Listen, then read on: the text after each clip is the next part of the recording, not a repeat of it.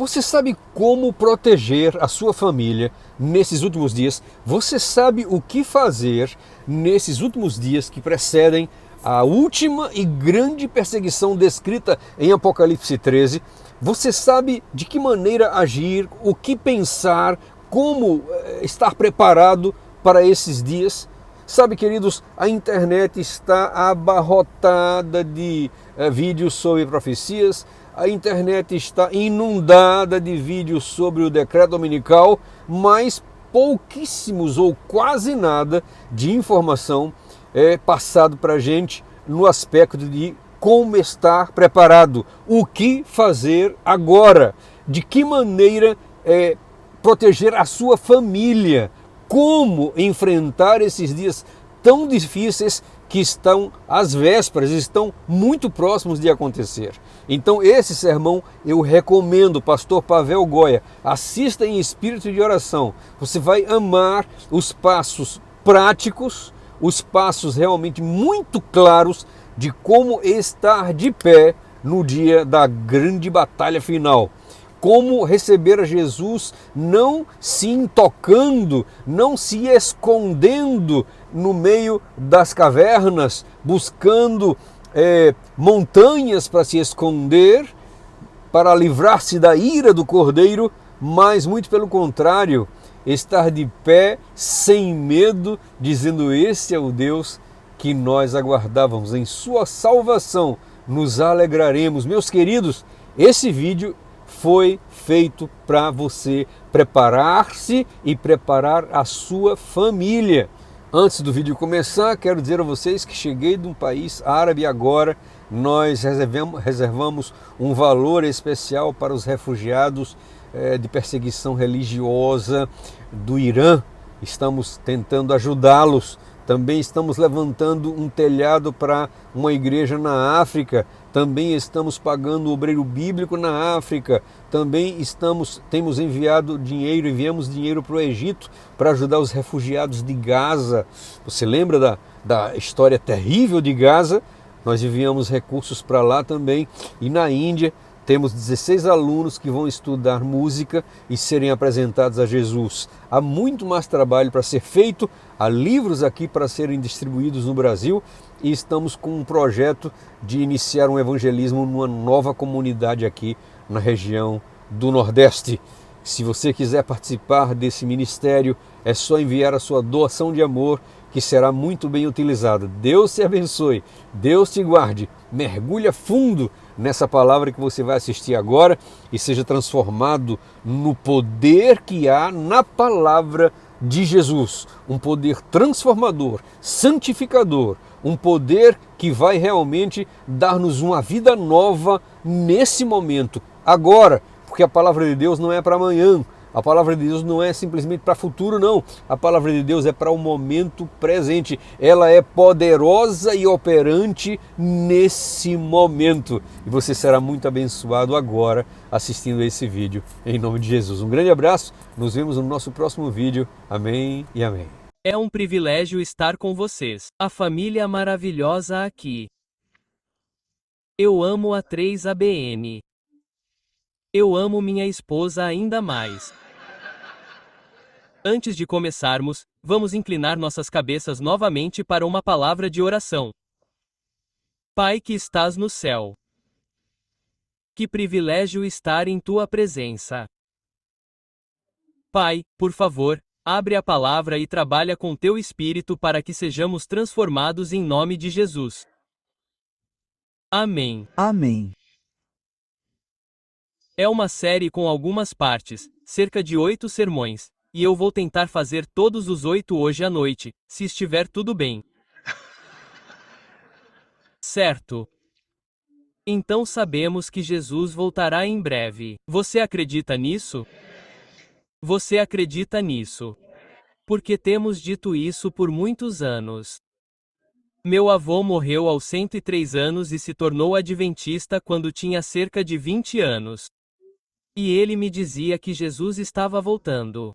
E então meu pai morreu. Ele estava me dizendo que Jesus estava voltando. Mas agora eu realmente acredito de todo o meu coração, de uma forma muito forte, que Jesus realmente está voltando. Você não precisa saber muito. Você olha ao redor e sabe que as profecias sobre as quais falamos estão se cumprindo agora mesmo. Nós o veremos nas nuvens. E porque Jesus está voltando, há tantas coisas para as quais precisamos estar prontos. Precisamos nos preparar. Precisamos terminar a obra, não é mesmo? Precisamos estar preparados para o derramamento do Espírito Santo. Estou certo? Não é apenas a proclamação do Evangelho, mas também a preparação pessoal. Somos responsáveis por nossas famílias também. Estou certo? Sim. Sem mencionar a crise final que, de acordo com a Bíblia, será uma crise como nenhuma outra antes. Já vimos crises, mas nenhuma delas se compara à última. Será tão grande que as pessoas perderão a cabeça. Como você se prepara para isso? Vou contar uma história para começar. Não é uma história muito clara, mas sabemos que não lutamos contra carne e sangue. Você se lembra do versículo bíblico de Efésios, capítulo 1. Você tem um bom trabalho. Excelente. Efésios, capítulo 6. Obrigado. Sabemos que não lutamos contra carne e sangue. E então,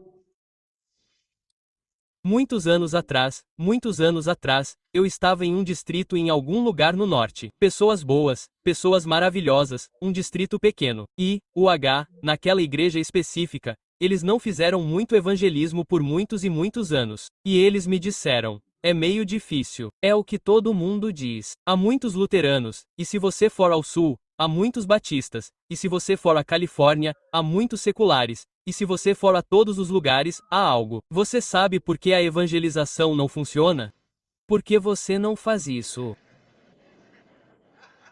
Nunca vai funcionar se você não fizer. Faça e funciona. Muito simples. Sabe, jardinagem não funciona. Vá ao jardim, plante e regue e funciona.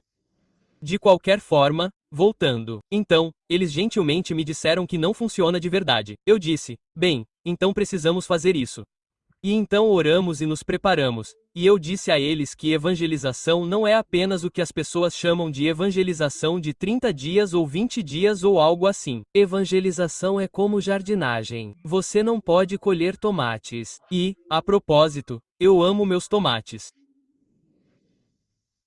Sou um pouco assim porque me aconchego neles. Você costuma falar com suas plantas? Se fala, é como eu. Eu amo jardinagem. Na verdade, Deus poderia ter dado a Adão e Eva muitos presentes. Ele deu a eles um jardim. Voltando. Então, evangelização é como jardinagem. Você não pode colher tomates. Se você não preparou o solo, se não plantou, se não regou, se não comeu, simplesmente não acontece. Você precisa preparar o solo antes de fazer evangelização. Resumindo, e então você precisa fazer um acompanhamento se realmente quer uma colheita saudável. Você me entende? E então eu disse a eles que precisamos fazer um bom trabalho. Precisamos nos preparar e assim por diante. Então, tivemos toda a preparação, oração, atividades comunitárias, estudos bíblicos e tudo mais. Tivemos de tudo. E então tivemos evangelismo e, pela graça de Deus, batizamos muitas pessoas. Muitos luteranos, a propósito. Mas algo aconteceu na sexta-feira à noite. Não quinta-feira, não segunda-feira, sexta-feira à noite. Meia hora ou uma hora ou algo assim antes do início do evangelismo, minha fossa séptica foi aberta no porão. E no porão, era um porão pronto. Eu tinha meu escritório com todos os meus livros, computador, impostos, fotos, sermões e tudo mais. No meu escritório, a água era assim e não quero descrever muito. É por isso que eu disse que não é uma história limpa. Havia coisas flutuando. Se você tem imaginação fértil, sabe do que estou falando. Fiquei tão frustrado. Perdi tudo. Fiquei tão bravo e frustrado. E o que posso fazer? E eu estou correndo para o porão e estou tentando entrar. E eu não tinha um barco, sabe? E então eu estou desesperado e minha esposa vem e me dá um abraço e ela sabia que se ela discutisse comigo aquele não era o momento. E então ela me dá um abraço e me abraça. Me deixa em paz. Eu preciso resolver o problema. Ela diz: eu não vou deixar você ir. E ela me segura e diz: você está calmo? Eu estou calmo. Ela diz: bem, então eu continuo te segurando. Digo: ok, estou calmo. Ela diz: querido, Jesus está voltando e a casa e o escritório vão queimar. Vá para o evangelismo. Vá para o. Esqueça isso. Vá para o evangelismo. Deixe Deus lidar com isso. Aspas. Eu fui para o evangelismo, voltei. Sábado, o evangelismo voltou. Domingo, liguei para o Rotorua. Eles vieram pelos canos e disseram: está tudo bem, não sabemos o motivo. Aspas. Então, na segunda-feira, liguei para alguém de uma cidade maior. Eles vieram com uma câmera. Eles colocaram a câmera nos canos. Eles disseram: ei, não há problema, não sabemos o resultado. Então, no dia seguinte, liguei para pessoas com máquinas grandes, uma escavadeira, e eles cavaram um buraco grande, estragaram meu jardim da frente, a grama, tudo sumiu. Eles cavaram um buraco para ver a fossa séptica e os canos. Eles disseram: ei, não há problema, não sabemos. Depois que terminei o evangelismo por 30 dias, as coisas sumiram. Eu realmente não pensei muito sobre isso. Fiquei chateado. Mas, ei, tudo bem, acontece. No ano seguinte, fizemos evangelismo novamente. Sexta-feira à noite, 1 hora antes de começarmos. Adivinha o que aconteceu? A essa altura, você sabe de uma coisa? O porão veio, a segurança veio novamente no porão. Sexta-feira à noite, não segunda ou terça, não uma semana antes. E minha esposa disse: querido, isso é Satanás tentando te destruir. E ela disse: não deixe isso acontecer. Terceiro ano, fizemos evangelismo e eu tinha um pastor do Canadá, um bom pastor. Ele veio sexta-feira à noite, 1 hora antes de começar o terceiro ano. A segurança chegou no porão e o pastor disse: você pensou em ungir a casa? Eu disse: você está brincando comigo? Nós ungimos pessoas, não ungimos lares. Ele disse: você sabe o que significa ungir? Significa reservar para convidar a presença de Deus para entregá-la ao Senhor. Eles dedicam para ungir, para dedicar, eles dedicaram o templo. Você não deveria dedicar tudo o que tem ao Senhor, sua casa, sua família, seu carro, você mesmo, tudo. E ele disse: por que não fazemos isso agora mesmo? Sexta-feira à noite, 1 hora antes de nos ajoelharmos e dizermos: Senhor, nós te damos a casa. De agora em diante, ela será sua casa. Se você não se importar, vamos dormir e comer nela. Mas vamos usá-la para você. Convide as pessoas para orar. Convide as pessoas para as reuniões. Convide pessoas para estudos bíblicos. Vamos usá-la o máximo que pudermos para você. Nós a damos a você. Por favor, venha morar na casa. Ela é sua. Precisamos de você nesta casa porque assinamos o título para você. Ela é sua. No momento em que oramos, as coisas do porão começaram a se movimentar. Nunca mais voltaram.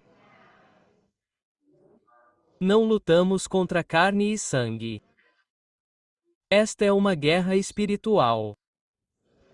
Se Deus abriu nossos olhos, a propósito, a profecia espiritual diz sobre cada homem, mulher, você pode relaxar. Sobre cada homem, anjos maus, bons e maus lutam continuamente. Pelo controle, pela influência. Se Deus abriu nossos olhos neste momento sobre todos, haverá anjos bons e maus tentando influenciar cada decisão, cada pensamento, cada palavra, cada ação, tudo tentando nos influenciar. E Satanás quer que ignoremos essa palavra, para que não a levemos a sério, para que não tenhamos chance de vencer. E Deus quer que estejamos cientes da batalha espiritual. Este é o grande conflito. E não temos esperança em nosso poder. E então o Espírito diz que Satanás sabe que lhe resta muito pouco tempo. E ele usa todos os métodos, poderes, anjos, tudo o que ele tem para nos pegar. Como você se prepara, além disso, para a crise que está logo à nossa frente? Como você se prepara? E se você pensar sobre isso? Eu não preciso ler um versículo da Bíblia porque você sabe. Nós não lutamos contra carne e sangue, mas contra principados, poderes, quem sabe, continuar, príncipes das trevas, contra hostes espirituais nos lugares celestiais. E agora ouça com atenção. Como você luta? Portanto, por esta razão, isso significa, portanto, tomai toda Que? O que? a armadura de Deus. Nós falamos sobre guerra. Quando você diz armadura, e você diz a espada, e você diz a lança, e você diz, você se lembra do escudo, do capacete, você fala sobre guerra, não é? Pegue o braço todo. Quanto dele? Quanto? Você pode não ter o capacete. Você não precisa de. Você não precisa de sapatos. Precisa? Você precisa. Você se lembra da lenda de Aquiles. Você se lembra? É uma lenda. Nunca aconteceu. Mas enfim, a lenda diz que se um recém-nascido fosse mergulhado no rio Styx ao nascer, não depois, só ao nascer, um adulto faria isso, ele morreria. Mas um recém-nascido que não tivesse culpa nenhuma, se fosse mergulhado no rio Styx, a maior parte do corpo que estivesse mergulhada ficaria invencível. Então, quando um gatinho nasceu, a mãe dele o tirou do pé e o mergulhou no rio Styx e o tirou de lá. Mas ela mergulhou o corpo todo, exceto o pé, porque ele era adulto e não queria colocar a mão no rio porque ele morreria. E então ele era invencível. Então, a lenda diz que em todas as guerras ninguém conseguia matá-lo e todo mundo aprendeu que ele não podia ser morto. Flechas voavam para a esquerda e para a direita, mas nunca o atingiriam, até que uma vez ele estava andando ou correndo e uma flecha veio e o atingiu no pé, porque o pé dele não estava mergulhado no rio e ele sangrou até a morte. Ele morreu. Qual é a lição? O que quer que em seu corpo não esteja imerso, coberto pela armadura de Deus, é aí que Satanás vai atacá-lo. É aí que você está vulnerável, e Satanás sabe onde você não está coberto. Então, vamos lá e falamos um pouco sobre isso. Diz lá. Nos eventos dos últimos dias, página 11, que algo grande e decisivo está prestes a acontecer. O mundo está à beira de uma grande crise. Haverá uma tribulação como nunca antes na história. Como você se prepara para isso? Como você se prepara? Bem, ouça com atenção Efésios, capítulo 6. Irmãos, sejam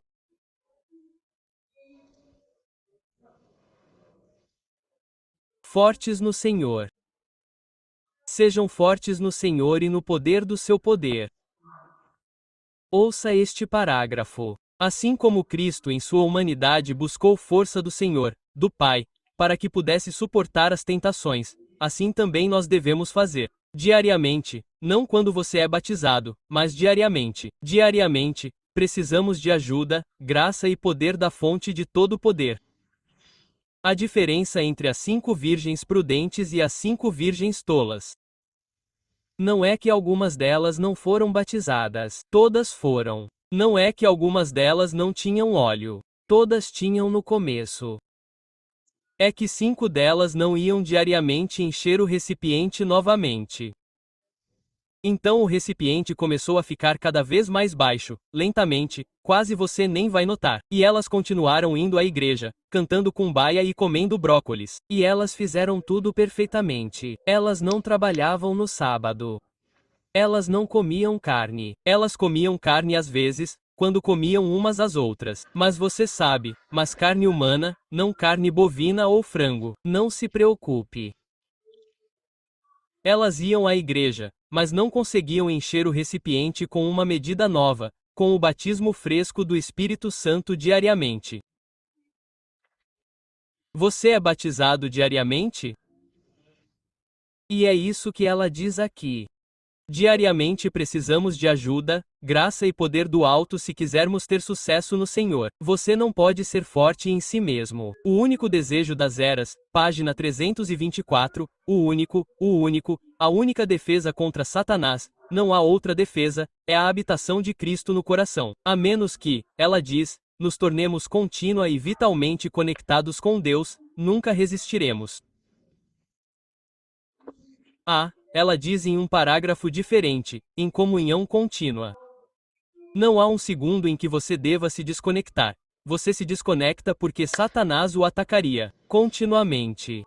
É por isso que ele diz para orar sem cessar. Isso não significa que você deve ficar em casa de joelhos, nunca ir trabalhar e nunca comer. Significa, independente do que façam, nunca se separem. Como Jesus diz em João capítulo 15, eu sou a videira, vocês são os ramos. Se vocês permanecerem em mim e eu em vocês, vocês são bons. E, a propósito, como vocês sabem que estão em mim? Porque vocês podem pensar e ainda assim estarem longe. É muito simples. Ele diz que vocês os conhecerão por seus frutos. E Jesus diz em João 15 que se vocês permanecerem em mim e eu em vocês, vocês darão muito fruto. Bom, então, se não há frutos, isso significa que você pode pensar que está em Cristo, mas na verdade não está. Você tem a teoria de Cristo, mas não a presença de Cristo.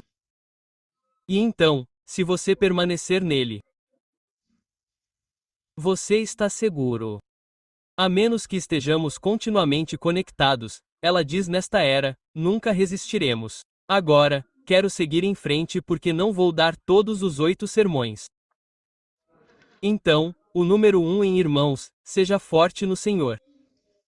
Agora, ouça com atenção. Diz ali que se você continuar lendo no versículo 18 orando o tempo todo. Quanto? É o tempo todo? Quantas horas por dia? 24. Quantas pessoas oram? Não levante as mãos. Não quero que você minta. É pecado. Quantas pessoas oram 24 horas por dia? Você entende do que estou falando? Fazemos da oração um evento. A oração é um modo de vida. O espírito de profecia diz que a oração é o sopro da alma. Nunca na minha vida vi alguém respirar 5 minutos de manhã, 5 minutos à noite e continuar vivo. Isso significa que espiritualmente fedemos. Somos corpos mortos. Se você quer estar vivo e forte, ore sem cessar. E se você não está acostumado a orar aqui, acha que vai gostar de orar no céu o tempo todo? Então é melhor aprender a se comunicar o tempo todo. Ellen diz que nossa mente toma a forma das coisas em que nos debruçamos. E ela diz que quanto mais falamos sobre o céu, sobre Jesus, sobre sacrifício, sobre Deus, mais somos transformados à sua imagem.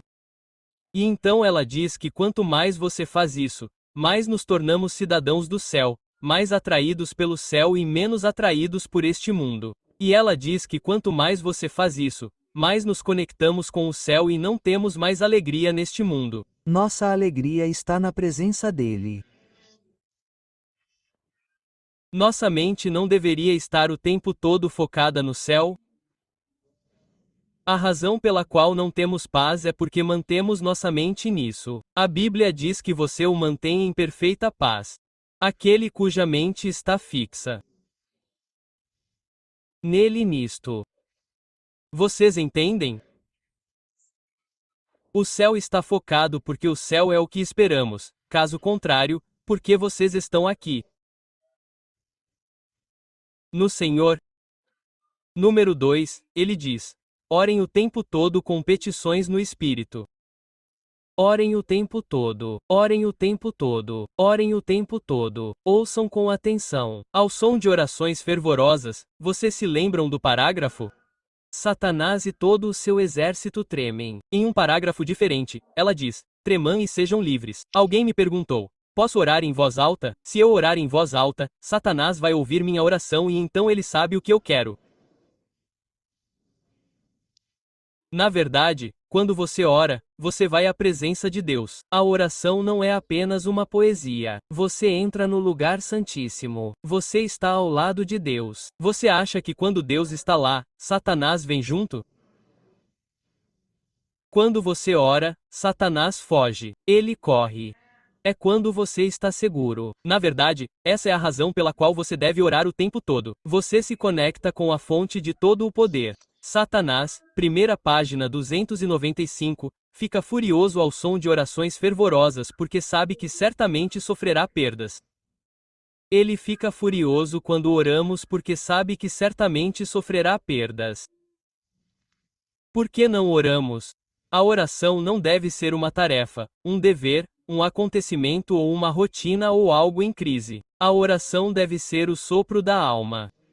A oração deve ser um privilégio. A oração diz para ouvir com atenção. O sopro da alma é o segredo do poder espiritual. A oração coloca o coração em contato imediato com a fonte da vida. Negligencie a oração ou o louvor patodicamente e você perderá seu domínio sobre Deus. Evangelista P. 609. A oração é a fé do cristão e aqueles que oram certamente prevalecerão contra Satanás. Irmãos, sejam fortes no Senhor. Essa é sua primeira arma. Conecte-se sempre a ela. Ore o tempo todo. Não use a oração para suas necessidades. Você também pode fazer isso. Mas a oração é uma arma física e espiritual. É uma arma. É sua arma com a qual você pode lutar contra Satanás. Não há outra arma. Você não pode lutar contra Satanás com o punho, a espada ou o rifle. Você não pode atirar em Satanás. A oração é sua arma real. Ore. A oração é a grande força do cristão. E então ele diz: na palavra, a tua palavra é uma lâmpada para os meus pés. Ouça com atenção. Preparação. Como você se prepara? Deve ser feito pelo estudo diligente da palavra. Pelo estudo diligente da palavra. Pelo estudo diligente da palavra. A palavra. Como você, quanto tempo você passa no mundo? Ouça o que ele diz no Grande Conflito, página 593.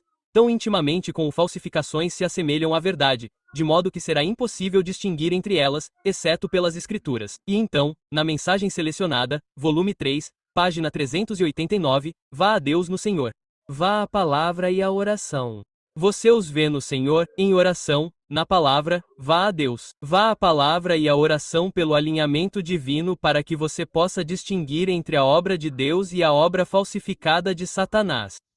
E então, em 6 testemunhos, oração e estudo nunca devem ser separados. E em um parágrafo diferente, ela diz: por meio da oração, falamos com Deus. E por meio da palavra, Deus fala de volta conosco, assim como ele estava ao nosso lado falando conosco cara a cara. A palavra é a voz de Deus, a carta de Deus para você. Você não deve apenas estudar a palavra como um dever. Se você ler 3 capítulos por dia, em um ano, poderá terminar a Bíblia. E esse é o objetivo. Elite é muito claro. Ela diz: não leia muito. Você leu esse parágrafo? Ela diz: pegue 2 versículos de cada vez. E ela diz: ore sobre isso, para que o Espírito Santo o inspire a entender. E então ela diz: leia. E então ela diz: reflita sobre isso. E então ela diz: reze novamente. Leia novamente. E então ela diz: digerir, refletir, meditar dia e noite, meditar sobre isso, fazer do mundo alimento, coma e viva, porque as pessoas não vivem somente de pão, mas vivem de toda palavra que sai da boca de Deus. A palavra de Deus tem poder. Quando ele diz que acontece, a palavra de Deus tem poder transformador. É o único livro da história que pode realmente mudar o caráter. Não o leia apenas, coma-o. Assim, em você, ele terá poder transformador. A oração e a palavra nunca devem ser separadas. Elas são como um diálogo. É uma respiração. Você expira quando fala e inspira quando lê. Você fala, Deus fala. Você entende? É um diálogo. Isso é respiração. Agora, se você pensar sobre isso. Ultimamente, a Bíblia diz que haverá falsos cristos, falsos profetas, falsas doutrinas, falsas ideias e teorias. Ultimamente, temos tantas ideias e teorias falsas, até mesmo entre nós. Estou certo? Pessoas que não acreditam mais nisso e pessoas que não acreditam mais naquilo e pessoas como você pode permanecer de pé se não conhece a Bíblia? Você precisa ser firme na Bíblia. Amém. Essa é a chave. E então diz: tome toda a armadura. Você precisa da armadura. Você precisa da armadura. Vista toda a armadura de Deus para que possa resistir às ciladas do diabo. Agora pense nisso. Toda a armadura, a palavra armadura em grego é panóplia, de onde vem a palavra panopopli. Em hebraico é shalom. O que significa? Significa um conjunto completo de proteção ou um conjunto de proteção abrangente. Proteção completa. Mas esta palavra shalat em hebraico, panoplia em grego é o que é usado na Bíblia muitas vezes. Por exemplo, diz que o anjo do Senhor acampa ao redor daqueles que O temem e é a palavra Shalate, o anjo do Senhor. Em um lugar diferente, Satanás vai diante de Deus e Deus diz: Você considerou meu servo Jó? E Satanás diz: Sim, sim, sim, sim, sim. E então Satanás diz: Você colocou uma chalota. Essa é a palavra ali. Você colocou um muro de proteção ao redor dele e de sua casa e de sua família. Eu não posso nem tocá-lo. Essa é a armadura. Essa é a armadura. Você não quer essa armadura ao seu redor? Não deveríamos orar diariamente pela armadura ao redor? Senhor, coloque essa armadura ao meu redor, ao meu cônjuge, aos meus filhos, aos meus netos, ao redor da minha casa. Senhor, preciso da sua armadura hoje e preciso dela a cada segundo. Não por interesse egoísta. Para que eu não tenha acidentes, nunca fique doente e nunca fique pobre. Mas primeiro, para que Satanás não tenha acesso à minha mente e ao meu coração. O corpo inteiro, eu e minha família, estamos seguros, invencíveis. A propósito, falando em acidentes, minha esposa estava grávida do nosso primeiro filho e nós estávamos em Bucareste. Eu era estudante e ela disse: Querido, a igreja acabou e, como de costume, você fala demais. Vamos para casa. Eu disse: Não, vamos ficar só mais 5 minutos. Vamos conversar com as pessoas. Ela disse: Não, vamos para casa, querido. 3 minutos. Vamos para casa. 1 minuto. Ela disse: Não, querido, mal consigo andar. Estou cansada. Vamos para casa. Eu disse: Você é muito lenta, querida. Mal consegue andar. Vá embora. Quando você atravessar a rua para chegar na rodoviária, vou correr e te alcançar. Aspas. Ela disse: Não, então tenho que esperar mais 10 minutos até a rodoviária. Eu sei como você é. Eu disse: Querida, por favor, eu prometo. Aspas. Ela disse: Ok, 1 minuto. Ok. 1, 2, 3. Ela anda. Estou falando. E ela sai da calçada e vai para a rua. E ela não olha para os lados. Ela entra na rua olhando para trás. Vamos, querida, por favor. E ela entra na rua. E eu vejo um carro vindo em alta velocidade e atropelando ela. Quando vejo o carro atropelando ela bem aqui, eu grito: Dona! E ela olha para trás. O quê? E então eu a vejo fazendo acrobacias como as de um circo. Ela foi empurrada para trás pelo estômago. Suas pernas ainda estavam lá. Suas mãos ainda estavam lá. E o carro passou. E eu disse: Como você conseguiu fazer isso? E ela disse: Eu não consegui. Houve uma mão física que eu senti no meu estômago com tanta força que eu não conseguia respirar, que me empurrou fisicamente para trás alguns metros. Em um instante. Quando formos para o céu, o anjo do Senhor vai dizer: Essa é a armadura. Eu estava lá protegendo você e o bebê. O anjo do Senhor. Você se lembra da história do segundo Reis? O profeta está na montanha com seu servo e o servo diz: Uau, mestre, a montanha está cercada pelo exército sírio. E o profeta diz: Senhor, por favor, abra os olhos dele, e ele vê a montanha cercada também pelo exército de anjos de Deus.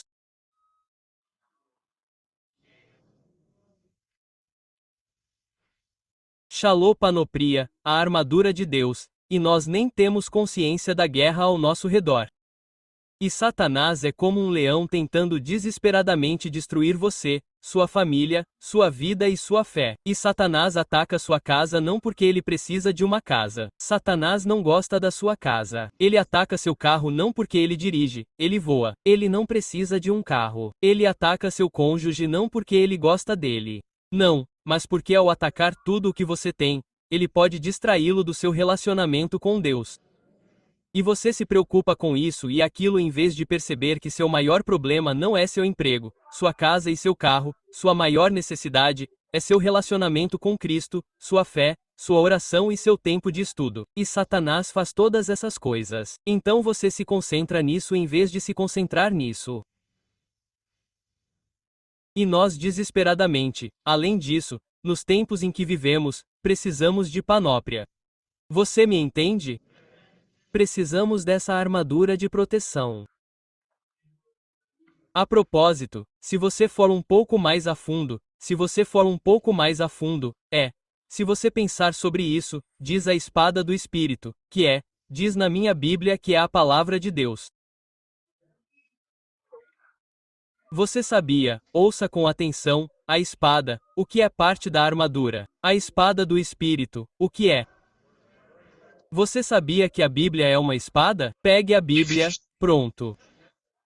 Você sabia que pode usar a Bíblia não apenas para lê-la, mas para lutar como uma arma, não apenas para se defender, mas para destruir Satanás. Você já usou a Bíblia como uma arma, para lutar com ela, não para bater nas pessoas na cabeça? Não é sobre isso que estou falando. É sobre lutar contra Satanás, não bater nas pessoas. Você entendeu, certo? Bem.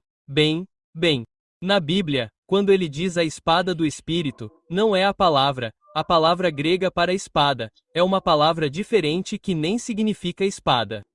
É uma palavra chamada maquira que não significa espada. Se você pesquisar no Google, maquira é uma faca. Eles tinham uma espada e tinham uma faca aqui atrás que era curta. Ela tinha um canal no meio e tinha 2 gumes tão afiados. Se você ler na história, tão afiados que eles costumavam usar esse fabricante de facas para fazer a barba. Diz que se você colocasse uma maqueira em um tomate sem empurrar, sem mover, sem nenhuma pressão, apenas o peso da faca atravessaria o tomate como se não houvesse nada. E eles disseram que o aço que era feito poderia cortar qualquer coisa sem amassar. E eles disseram que era a parte mais mortal da arma. E eles disseram, agora ouça com atenção. Ela era usada quando o inimigo era muito mais forte, muito maior. Você não tinha chance. E o inimigo subia em você, te agarrava. Quando o inimigo te agarrava, luta corpo a corpo, e você não tinha esperança, você pegava a faca. E se você entrasse no inimigo, ela cortaria tudo, incluindo ossos. Tudo morto para destruir totalmente e mortalmente. E a Bíblia diz que a palavra de Deus é uma maque. É uma faca com 2 gumes que pode cortar qualquer coisa. E foi isso que Jesus usou. Ele diz que a espada do Espírito é o quê? Mas a palavra não é logos em grego, como geralmente a palavra é logos. É rema. A palavra rema que temos a palavra rima da palavra rema. O que significa rema? Rema não significa uma palavra, um parágrafo ou um ditado. Algumas frases ou uma sentença. São algumas palavras que você pode pegar e usar quando precisar. E se você voltar quando Jesus foi atacado por Satanás no deserto, diz que Jesus disse: está escrito que o homem não viverá mas por. E quando ele diz palavra, quando Jesus responde ao ataque de Satanás, quando ele diz que está escrito, toda vez não é logos, é rema. Jesus usou um parágrafo ou um ditado da Bíblia para lutar contra Satanás. Toda vez que Jesus foi atacado 3 vezes, e 3 vezes ele usou a espada da palavra rema para revidar. E o espírito de profecia diz, e eu tenho a citação, que Satanás tem medo da palavra porque a palavra tem poder. A palavra de Deus, quando Deus diz que acontece. Não é como as nossas palavras, como a palavra dos políticos, você sabe, eles dizem que não acontece. Quando Deus diz que é 100% seguro. Não há sombra de dúvida. Quando Deus diz que é seguro. Satanás tem medo da palavra. E essa é a nossa arma. Lutar com oração. Lutar com a palavra. Não é incrível? E raramente as usamos como arma. Usamos a oração como rotina. Usamos a oração em crise, em vez de usar a oração o tempo todo. E então você estará seguro. Use a palavra o tempo todo e então você estará seguro. Agora, muito interessante, se você falar sobre a palavra, ela diz para orar o tempo todo. Agora, ouça com atenção a espada da velocidade que é a palavra de Deus. O que dissemos é a espada. A palavra é Maquira. Certo, essa é a palavra de Deus. Qual é a palavra? Rema, orando com todas as orações de súplica. Orando no Espírito. Você já orou no Espírito? Você sabe como? Diz aqui na Bíblia em Efésios capítulo 6, você sabe como orar no Espírito? Bem, diz em Romanos capítulo 8 que o Espírito Santo tem que interceder por nós porque não sabemos orar. Portanto, o que você pode supor que é bom e pode pedir? O Espírito diz: não, na verdade você não sabe. Não é isso que você deveria pedir. Não é realmente bom para você. Se você soubesse o quadro todo, se você soubesse o futuro, se você soubesse seu problema real, você não oraria por isso. Ele oraria por aquilo. Então, em vez de presumir que oramos a oração certa, não deveríamos pedir ao Espírito Santo para nos inspirar sobre o que orar? Porque o Espírito Santo sabe muito melhor pelo que você deve orar do que você sabe. Estou certo? Deixe-me dar um exemplo. Eu estava orando. Eu disse: Senhor, não sei pelo que orar. Já terminei tudo o que sei. Mas se houver alguém em necessidade, diga-me pelo que orar. E o Espírito Santo colocou em minha mente: chame fulano de tal. Eu disse: por que eu ligaria para essa pessoa? Nós nunca ligamos um para o outro. Basicamente, ele mora na Europa. Eu moro aqui. Nós nunca ligamos um para o outro. E nos reunimos uma vez por ano no conselho anual. Oi, oi, oi, oi, tchau. É isso. Ano que vem, outubro, conselho anual. Oi, oi, tchau, tchau. É isso. Por que eu ligaria para ele? E o Espírito Santo diz em minha mente: você me pergunta pelo que orar. Ligue e ore com ele. Então eu liguei, e ele disse: como você sabia? Eu disse: o quê? Ele disse: estamos em uma reunião, comitê executivo no sindicato, e precisamos tomar uma decisão que é extremamente importante. Então eu saí da reunião. Peguei meu telefone para ligar para você para orarmos juntos. E eu tinha meu telefone pronto para discar e você me ligou. Como você sabe? Eu disse: bem, o Espírito Santo me disse para orar por você. Aspas. Basicamente, ore pelo que você ora antes de orar pelo que você ora. Você entende? Seria muito melhor se permitíssemos que o Espírito Santo nos impressionasse sobre como orar. E se pedirmos: por favor, Senhor, eu nem sei do que preciso, mas você sabe. Você entende? Deus está esperando. Ele não está tipo: eu não gosto dos seus olhos. Aspas. Ele quer responder às suas orações. Mais do que você quer respostas às suas orações.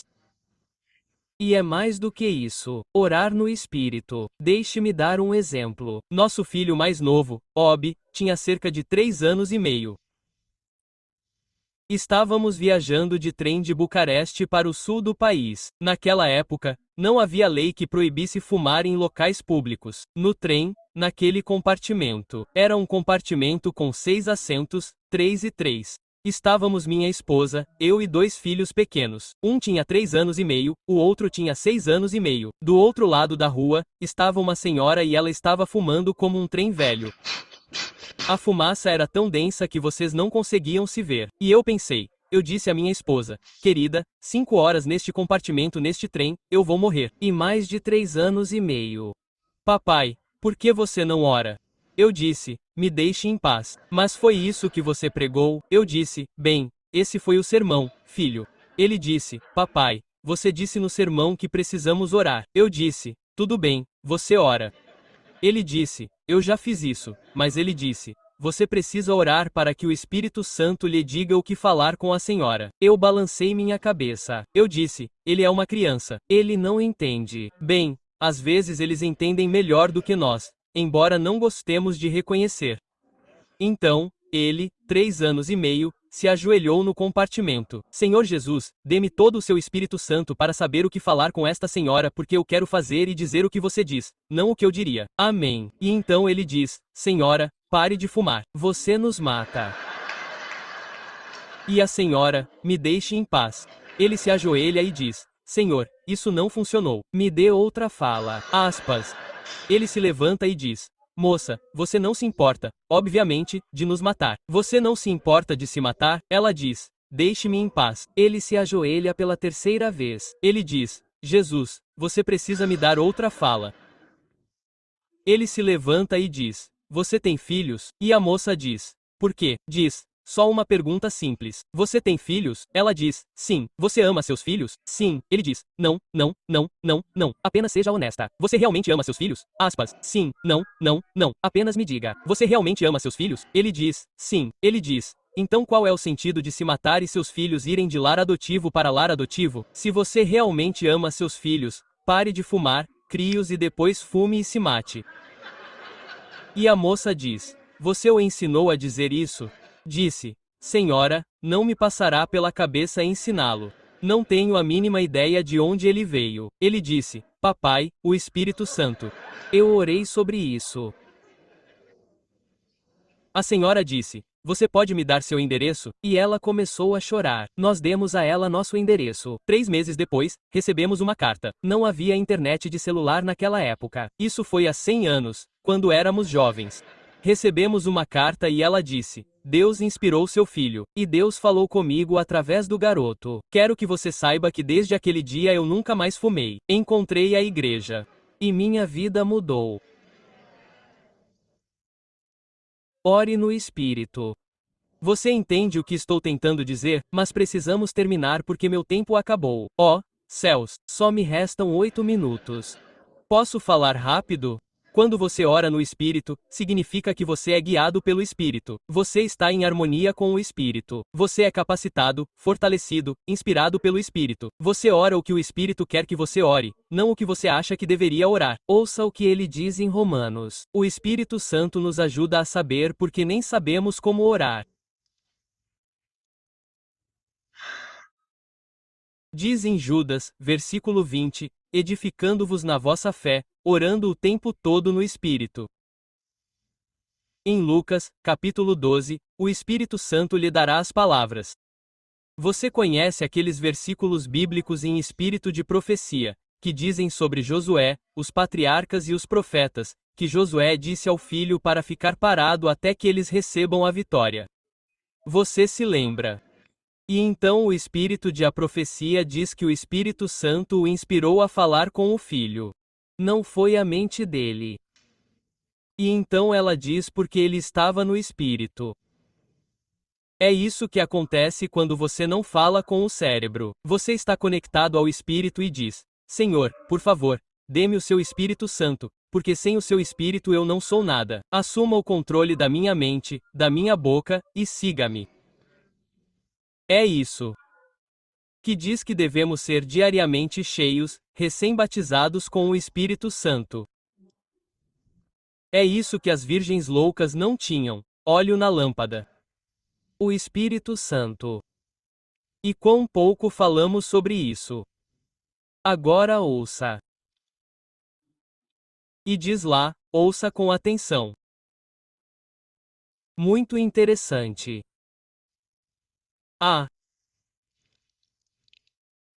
A propósito, antes de chegarmos lá, como você sabe?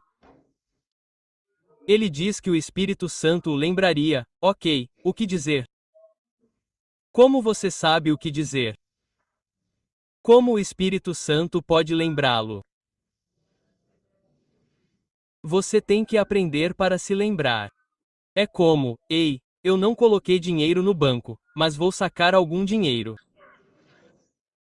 Você precisa colocá-lo para ser capaz de recordar.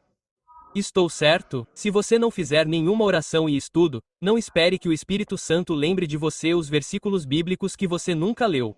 Você entende o que estou dizendo? Você precisa estudar diligentemente para que o Espírito Santo tenha algo para lembrá-lo. Você não pode esperar que o Espírito Santo vá. Sabe de uma coisa? Quando eu era criança, meu pai zombou de mim. Ele disse: Filho, você gosta mais de futebol e bicicleta do que de matemática. Ele disse: Sabe como você pode aprender fácil? Ele disse: Quando você for dormir, coloque seu livro debaixo do travesseiro. Se você dormir com a cabeça, talvez de alguma forma ele passe entre na cabeça. Eu disse: Sério? Ele disse: Agora você precisa aprender, filho. Eu estava brincando. Você entendeu? Isso não vai acontecer se você dormir apenas com a Bíblia ao lado da cabeça. Você precisa comê-la. Ela deve ser sua alegria. A propósito, quando eles forem tirá-la de você, e eles vão, o que você vai fazer se não a tiver lá? Diz lá no Salmo 119, a tua palavra. Ah, tua palavra eu escondi no meu coração para que eu não peque. Como você se protege do pecado? Tendo a palavra em sua mente, em seu coração, é tão claro. É uma arma. É uma espada. É uma maquira. A tua palavra eu escondi no meu coração para que eu não peque contra ti. Como você armazena a palavra em seu coração? Bem, bem, bem. Ellen White diz, guarde-a. Ela diz, guarde-a na memória. Ela diz, pegue um ou dois versículos. E ela diz, leia-os, ore sobre eles, leia-os novamente, ore sobre eles, leia-os novamente, reflita sobre eles, medite sobre eles, leia-os novamente. Diz várias vezes até que você a guarde na memória. Agora pense sobre isso. Se você pegar dois versículos, um versículo, tá? Vamos supor que você não tem uma boa memória, um versículo por dia, tá? E você lê ele 20 vezes. Se você ler um versículo 20 vezes, você vai lembrar. Em um ano são 360 versículos. 365. Em 10 anos, o tempo passa rápido. É como uma bola de neve. Ela vai se acumulando e aí o Espírito Santo, quando você estuda, te lembra. Ah, isso se conecta com isso e isso faz luz. Quando você conversa com alguém, o Espírito Santo te lembra e você sabe o que falar para essa pessoa. Quando você passa por algumas provações, o Espírito Santo te lembra e ele te dá força. Quando você está desanimado, o Espírito Santo te lembra e ele te dá coragem. Quando você é tentado, o Espírito Santo te lembra e te dá força para lutar contra Satanás. Você, porque a palavra está aí para lhe dar força. Não deveríamos fazer isso diariamente, é melhor começar hoje. Hoje, se você ouvir a voz dele, não endureça o seu coração. Lembre-se, hoje é o dia da salvação. Então, como você faz isso? Como você armazena a palavra no seu cérebro? Repetição. Meu pai costumava dizer que a repetição é a mãe da memorização. Ele diz em Deuteronômio capítulo 4, tome cuidado para não esquecer essas coisas. E então ele diz, ensine-as e repita-as para seus filhos e netos diariamente. Repita-as. Repita-as de novo e de novo e de novo. Repita-as. Agora há outra maneira. Diz lá em Colossenses capítulo 3, deixe a palavra de Cristo, agora ouça com atenção, deixe a palavra habitar em você. Admoestando uns aos outros com hinos e cânticos. Você já pensou sobre as palavras habitando em você através das canções? Diz na Bíblia, cantando com graça em seus corações. Basicamente, quando você canta canções da Bíblia, a palavra permanece. Quanto mais você canta, mais você memoriza a palavra. E Ellen diz que canções são orações. E canções são uma arma. Por exemplo, quando Satanás atacava o rei Saul, Davi brincava e os espíritos malignos corriam. A propósito, eu tinha uns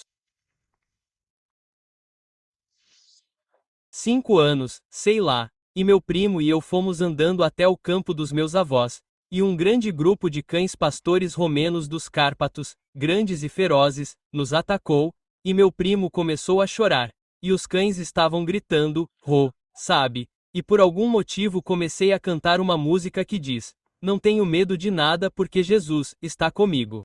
E enquanto eu estava cantando, o cachorro parou e alguns deles, 2 deles, meio que abaixaram a cabeça assim. E um veio e eu estava acariciando o cachorro, os outros se viraram e foram embora. E meu primo disse, nunca imaginei que cachorros tivessem medo de músicas.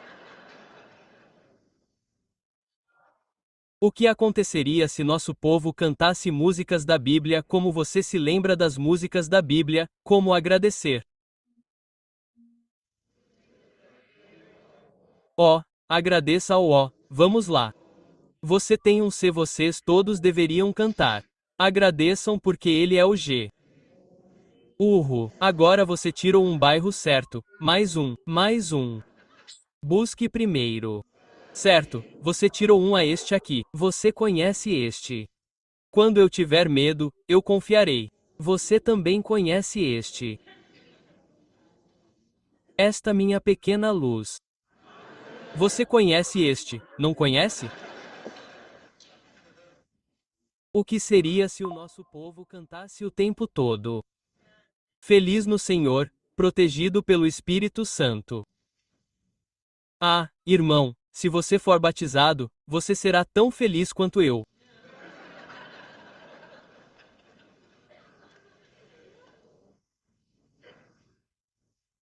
Alegre-se no Senhor sempre. E mais uma vez eu digo alegre-se, você é meu refúgio.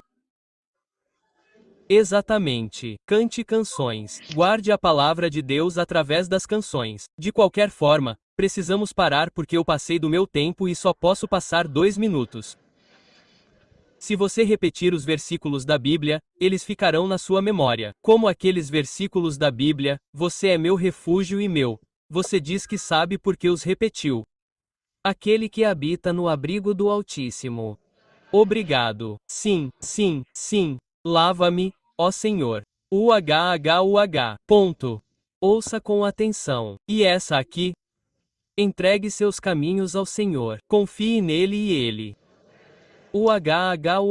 Na minha angústia, clamo ao Senhor e ele responde à minha oração. Bom para você. Não tema, pois eu sou. Não desanime, pois eu sou. Eu te fortaleço. Eu inscrevi em você. As misericórdias do Senhor nunca. E suas compaixões nunca são boas para você. Ouçam, pessoal, memorizem a palavra. Ok, vamos terminar. Diz aqui, e eu vou parar por aqui. Diz aqui, orando com todos, o tempo todo, com todas as orações no Espírito e com súplicas. Você já pensou sobre isso? O que diz em Efésios 6, orando com súplicas? O que é súplica? O que é? Se você procurar no dicionário, significa oração humilde, fervorosa e específica. Você não ora apenas fervorosamente, mas ora especificamente. Se você quer uma resposta específica, precisa dar ao Senhor um pedido específico. Você não reza genérico, perdoa meus pecados. Você precisa nomear o pecado. Você não diz, Senhor, esteja com os pobres. Você diz, Senhor, meu vizinho, você me entende? Meu filho, nosso filho mais novo, começou a construir uma casa e esta é a última que terminamos. Começou a construir uma casa e ele me ligou e disse: Pai, os preços dispararam. O concreto costumava custar 300 a 1 metro cúbico ou o que, como você diz, agora está em 1.000. O compensado costumava custar às $20 a folha e agora está em 56. Os preços triplicam. Inflação e Covid. Meu dinheiro não é suficiente para construir a casa que comecei. Estou desesperado. Pai, eu disse, filho, reze. Eu rezei e não obtive resposta. Eu disse, ok, pelo que você orou, pela casa. Eu disse, filho, uma casa tem tantas coisas. Ele disse, Senhor, esteja com a minha vida. Senhor, esteja com a minha igreja. São pessoas que não oram só para mentir para si mesmas que oram, mas que na verdade não querem gastar tempo em oração. Eu disse, filho, se você quer uma resposta, você precisa fazer um pedido. O que você está fazendo agora? Coloque o alicerce. Então não ore pela casa. Ore pelo alicerce. O pão de hoje, não o pão de amanhã. Se você pegar o maná para amanhã, ele vai estragar. O maná para hoje, você o pega hoje. Você me entende? Então, o que você está fazendo hoje? Pelo alicerce. É por isso que você ora. Você não ora pela casa inteira. Você ora pelo alicerce. Ele disse, isso não faz diferença nenhuma. E eu disse, então por que você me ligou? Ele disse, vá ao médico e aí você não me escuta. Por que você vai só para gastar seu dinheiro porque vai sair caro de qualquer jeito, entendeu? E aí ele falou, ok, pai, eu vou tentar na montanha lá em Collegiale, no Tennessee. Ele se ajoelhou e falou, Senhor, eu conversei com 4 comerciantes. O mais barato foi 28.000 para colocar a fundação aqui porque eles dizem que é no topo da montanha.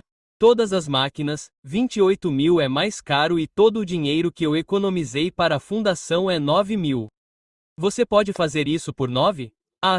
E aí ele se levantou e o vizinho falou, Ei, o que você está fazendo aí? Você também está construindo uma casa? Aspas, sim, eu estou construindo uma casa. Casa grande, o vizinho, grande, gigantesca. E ele falou, o que está acontecendo? Ele falou, bom, a fundação é muito cara, cara, tudo é caro. Meu dinheiro não vai dar para terminar a casa. Aspas, e o vizinho falou, ei, eu tenho uma equipe. Eles acabaram de arrancar a minha fundação. Aspas, fala com eles. Então meu filho vai lá e fala com a equipe. Eles disseram, ei, foi caro levar todas as máquinas para o topo da montanha, mas nós as temos aqui. Nós colocamos a fundação do vizinho e sobrou concreto e não podemos usá-lo. E a cidade nos cobraria para jogar fora em algum lugar. Então, podemos jogar fora na fundação de vocês? Dan. E eles disseram, só pela mão de obra, vamos cobrar 2.500. E ele me ligou. Pai, a oração de súplica funciona. Eu disse, eu avisei. Você quer uma resposta específica, precisa fazer um pedido específico a Deus. Irmãos, eu passo o meu tempo. Eles vão me castigar muito se eu não terminar. Jesus está voltando. Ele está voltando. Ponto. Ele está voltando. E se Deus através do Espírito Santo fala com você e diz, faça oração, estudo da palavra, a presença do Espírito Santo, a conexão, uma conexão contínua com Deus. Faça disso uma prioridade. Se você não faz isso hoje, por que você acha que vai fazer amanhã? Se você continua procrastinando, Reno diz que ao procrastinar endurecemos o nosso coração até ficarmos insensíveis à voz do Espírito Santo. Não brinque com o Espírito Santo. Se Deus diz comece hoje, comece hoje. Quantos de vocês querem começar hoje a fazer da oração, do estudo da palavra, do relacionamento contínuo com Deus uma prioridade, o centro da vida, o foco da vida hoje? Amém. Ponto. E se você esquecer por um dia, não desanime, faça de novo. Não desista porque Deus está esperando você fazer isso porque essa é a sua única segurança, ainda mais na crise. Amém. Vamos orar juntos. Pai que estás no céu, a oração é o maior privilégio. Podemos falar contigo, o Deus do universo, o mais santo. Por favor, ajuda-nos a entender nossa necessidade desesperada de oração, pelo mundo, por uma conexão contínua contigo, nossa necessidade desesperada pelo Espírito Santo, nossa necessidade desesperada de sermos totalmente cobertos pela armadura de Deus. E ajuda-nos a tornar realidade sermos não apenas ouvintes, mas praticantes. Oramos em nome de Jesus. Amém. Desbloqueie um tesouro de conteúdo espiritual